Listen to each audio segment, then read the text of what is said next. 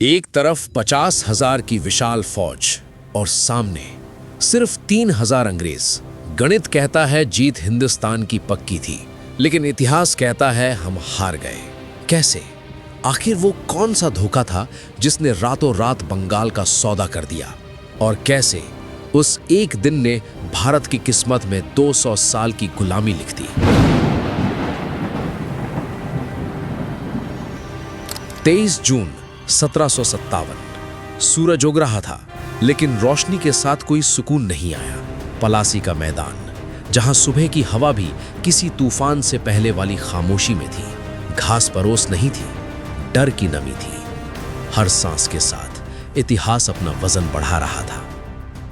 एक तरफ खड़ा था बंगाल, 50,000 से ज्यादा सिपाही, हजारों घुड़सवार, हाथियों की कतारें, तोपों की लंबी लाइनें। ये सिर्फ फौज नहीं थी, ये उस दौर की सबसे अमीर सल्तनत की ताकत थी। उनके बीच खड़ा था नवाब सिराज उद दौला। उम्र सिर्फ 23 साल, लेकिन रुतबा पूरे हिंदुस्तान जितना बड़ा।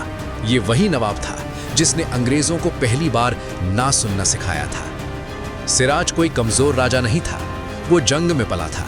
तलवार उसकी आदत थी, घोड़ा उसका साथी। गुस्सैल था, हाँ। जल्दबाज था, शायद, लेकिन गद्दार नहीं था। उसकी सबसे बड़ी गलती यही थी कि वो दूसरों को भी अपने जैसा समझ बैठा। सामने अंग्रेज थे, सिर्फ 3,000 सिपाही, ना जमीन अपनी ना लोग अपने, कमजोर, डरे हुए। सिराज के इशारा करते ही पहली तोप दहाड़ी, धरती कांप उठी, हवा में बारूद भर गया। सिराज की फौज लहर बनकर आगे बढ़ी, अंग्रेजों की कतारें हिल गईं। सुबह के पहले 3 घंटे बंगाल जीत रहा था। अंग्रेज पीछे हट रहे थे, उनके चेहरे बता रहे थे ये लड़ाई उनके बस की नहीं। लेकिन सवाल ये है, सिर्फ 3,000 अंग्रेज 50,000 की फौज को आखिर हरा कैसे गए?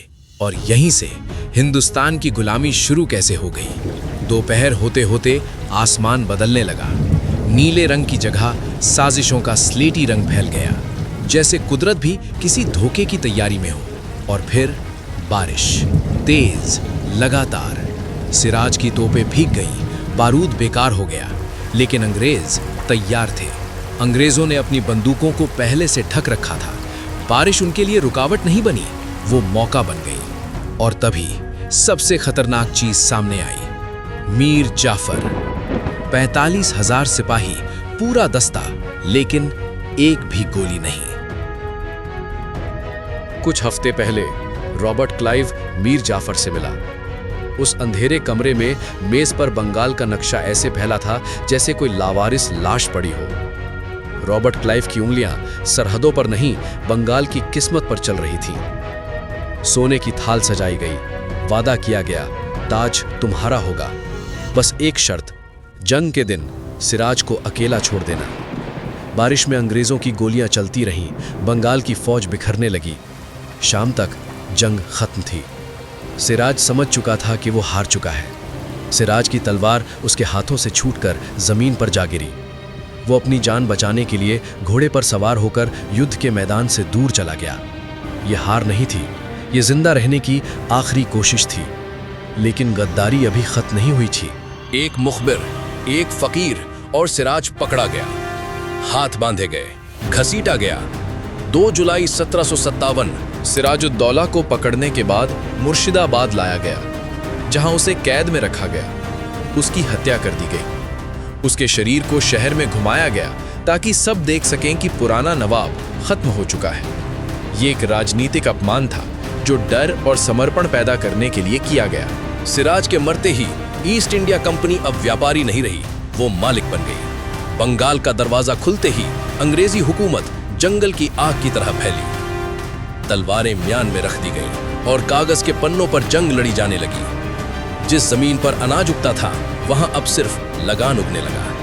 वो हिंदुस्तान जिसे सोने की चिड़िया कहा जाता था, अब उसे धीरे धीरे पिंजरे में कैद किया जा रहा था। भारतीय राजा अब बराबरी से नहीं, डर से बात करते थे। जो झुका वो बचा, जो नहीं झुका वो मिटा दिया गया।